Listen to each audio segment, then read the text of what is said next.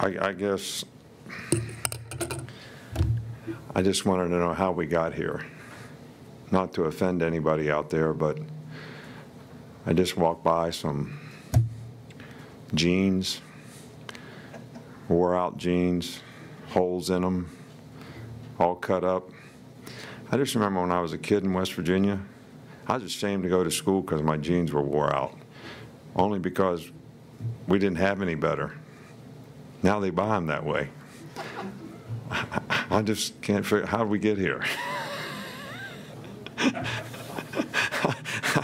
don't know.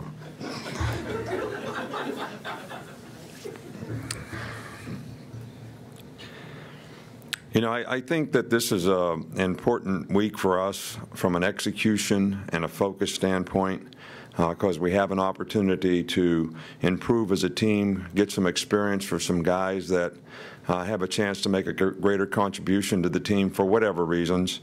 And they need to understand that getting better is not a sometimes thing. It's an all-the-time thing. It's something that you do on a consistent basis. It's a choice that you make, not a feeling that you have, a choice that you make to do more, to stay focused, to develop the right habits so that you can be the best player that you can be. And this week is critical, you know, I think, for our team's development to do that. You know, I'm looking forward. I never look forward to this day when the seniors get recognized in the stadium, but this group has done a great job in terms of what they've been able to accomplish in their careers here at the University of Alabama, not only as players on the field, but we could have as many as 26 guys have their degrees when we play our last game, you know, this year, which I think we've had 101 in the last 4 years, which is pretty significant in terms of the great job that we do in helping guys develop careers off the field, and this group has been no different. They've been great ambassadors and representatives of the university, so I'm really proud of this group and what they've been able to do. And they've had to overcome adversity at times, especially in this season. So just want to hope our fans come out and support this group of guys and show their admiration for their hard work and what they've done to represent the football program in the University of Alabama. We don't have any new injury information, so all I will say is Terrell Lewis and Christian Miller is in what they call the functional phase of rehab, but not really medically cleared to play. So as they go through this continued work on the field and so forth, at some point in time, I guess they'll get medically cleared. But as I've always said before, that's a medical decision that our medical staff will make when the times come, when they feel like they're able to get back out there and maybe be able to play. Start over here with Michael. Your teams haven't trailed too many times this year, but every time they have, they've obviously responded. What do you look for on the sideline, just character-wise, when you guys do fall behind in a game? Well, I think the most important thing is that you don't lose your poise, that guys can stay focused on what they need to do to execute, not feel like they need to go out and do something different, and trust and believe and respect, you know, that doing their job well is what's going to help them have success. It's going to help us get back in the game. It's going to help us get stops that we need to get back in the game. It's going to help us move the ball and score. If that's what we need to do on offense, it's going to help us play better on special teams. And I think that's what we try to sell our players, to trust and believe in the principles and values of the organization, and that will help you be successful. And that's sometimes hard for guys that are really good competitors because they want to go make plays. But sometimes the best way to make a play is not go outside of what you're supposed to do to try to do it and ad lib. Then functionally things don't work as well. Front here with Mark.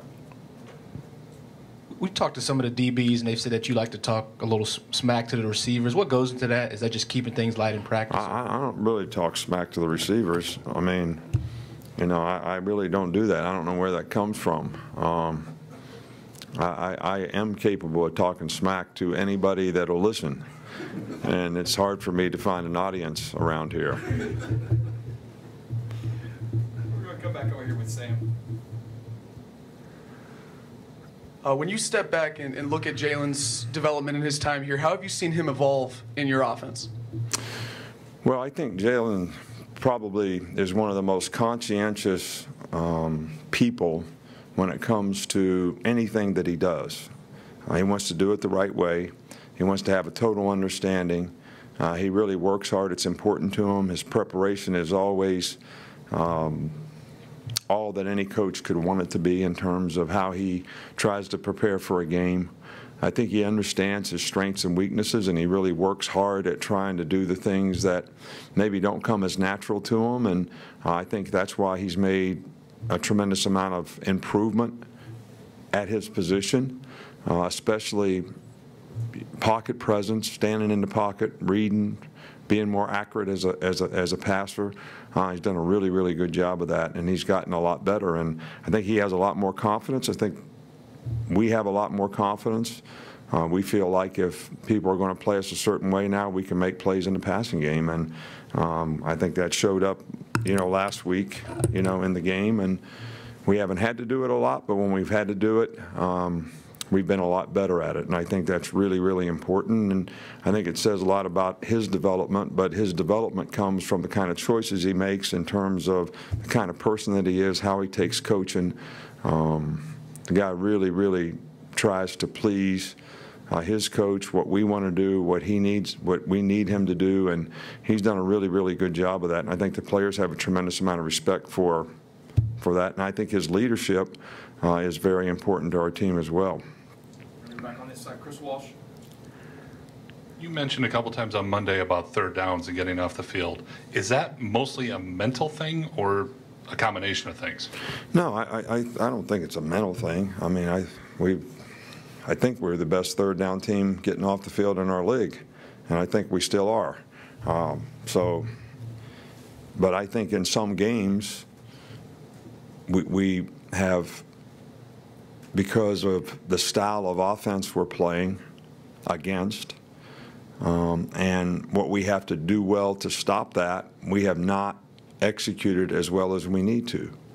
Whether it's containing the passer, which was an issue last week on 3rd and 10, the guy takes off running for a first down. Whether it's covering man-to-man, especially in bunch passes in tough situations. So a lot of things that we can improve on and work and get better at. But, at this time of the season, I tell the players all the time, everybody's got film. Everybody's got a projector. Not a projector anymore. I guess it's a video machine, or what do you guys all have out there, computers or whatever it is you watch your stuff on. All right, so they got a book on you. So if you're not doing something correctly and you can't play something correctly, that's what you're going to see. If you can't hit a curveball, then they're going to throw you curveballs. I mean, that's the way it is. So you got to go work on your deficiencies and understand that, so that when those things come up in the game, you're able to play them like you need to, so that you can have success. Going back with Reiner. You mentioned Jalen's improved, as a passer. You guys have only tried 7 passes behind the line of scrimmage in the last 3 games. How much is it more about his confidence going to his first and second reads, or just an overarching strategy on your part?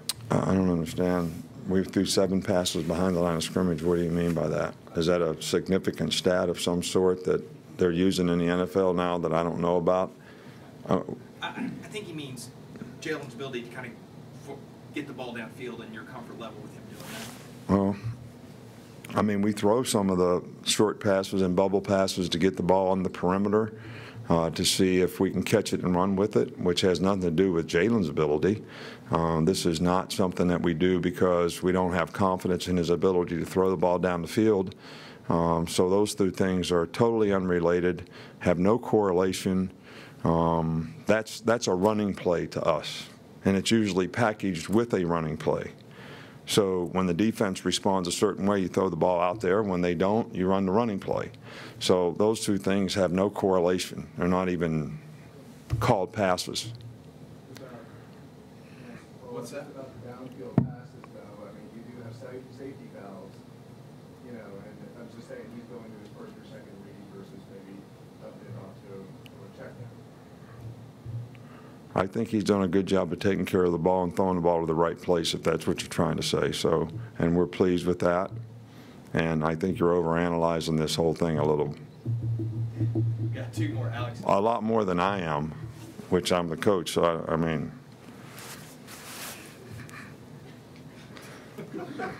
You better be good, Alex, because I'm going to tell you what. I'll do my best, Nick. Why do they always, I mean, is it best for last? Is that why you always get the last question? Or? You'll have to ask your SID. I'm out. I'm just.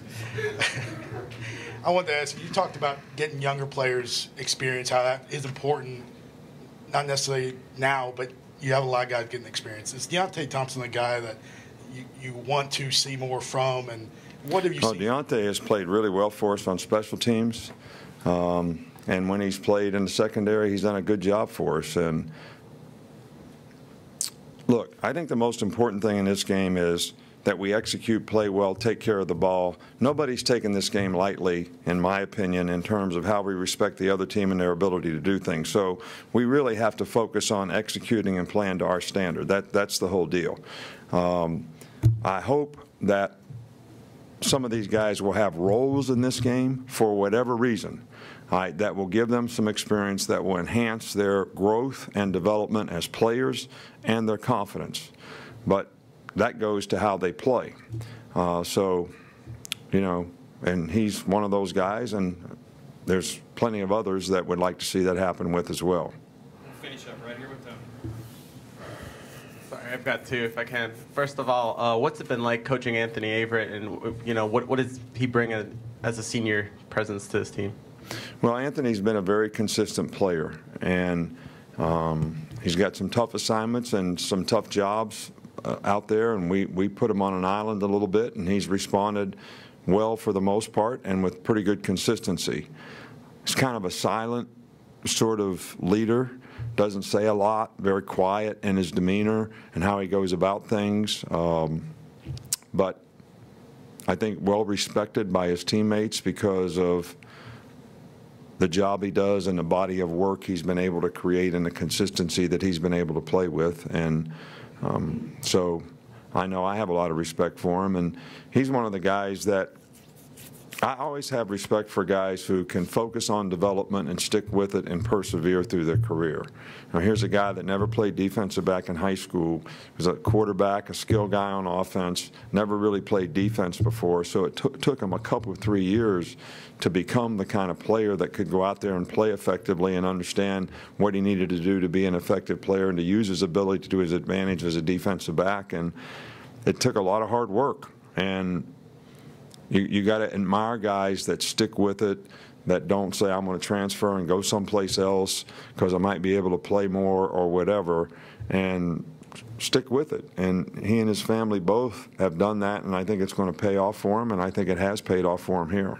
And then finally, you've talked about the younger players like Dylan Moses. Do you want to see more confidence? What are you looking for in practice when you say that you want to see more confidence from them? What I'm looking for is guys that can play winning football. What does that mean? You can go out there and do your job, and you can do it on a consistent basis, whether it's play your gap, cover your guy, drop to the right zone, break on the ball the right way, be a good tackler, play winning football at your position. That means you got to do your job. What is your job? Play your gap. Hit your gap on the blitz. Cover whatever it is. That's what playing winning football is. So it's clearly defined. This is the expectation. This is what you need to do, and these are your assignments. So your ability to develop the habits to be able to do that is what allows you to play winning football. When you see the ball crease the front, we don't have any defenses. We don't have anybody in every gap. All right, so that means somebody's in the wrong gap. And I'm not saying Dylan Moses was. I'm just saying somebody was. So that means somebody didn't do their job. So when I grade the film, like I've told you guys 100 times before, I put down there, 58, you got hooked. 32, you got cut. That's why they made yards. So if the players can't see that if they did it right, it would work, then we got a bad defense. We need to throw it out, do something else. So when you get to the point where your name doesn't come up on that list, then you're playing winning football. Thanks, Coach.